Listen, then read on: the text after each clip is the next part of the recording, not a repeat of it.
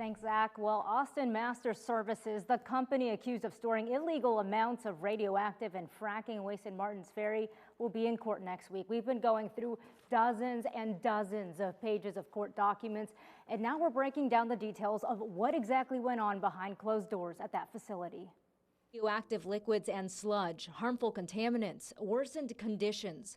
All of these descriptions make up the allegations found in the dozens of pages of court documents against Austin Master Services. Ohio Attorney General Dave Yost is now asking a Belmont County judge to hold Austin Master Services, parent company American Environmental Partners, and owner Brad Dimitrovich in contempt for failing to meet the court's cleanup deadline. The lawsuit alleges the company has added tons of waste far beyond its permitted capacity. Taking a closer look, the complaint paints the story of a company's problem that kept getting worse week after week despite multiple warnings. On February 7th, staff from the Ohio Department of Natural Resources, Division of Oil and Gas Resources Management, saw solid waste that exceeded the limit, among other issues. On that day, they issued a notice of violation requiring AMS to take several steps, which included removing the extra waste by March 15th.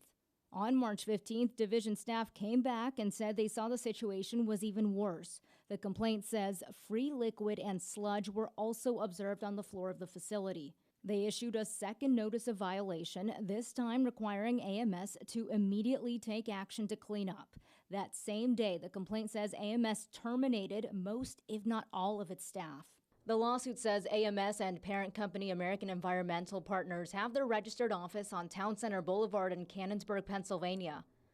7 News visited that office only to find it completely empty during regular business hours, no staff in sight. On March 19th, the division issued an order to suspend operations and to clean up contamination. Since April 10th, the division said the state had removed more than 9,000 gallons of processed wastewater. On April 17th, there was an informal hearing and the division issued a final suspension order. And now they're also asking the court to make AMS pay for the costs of rectifying the violations. Yost said in a statement, quote, "We are operating quickly to make sure contamination can be avoided and we protect Ohioans and the waterways we share," end quote.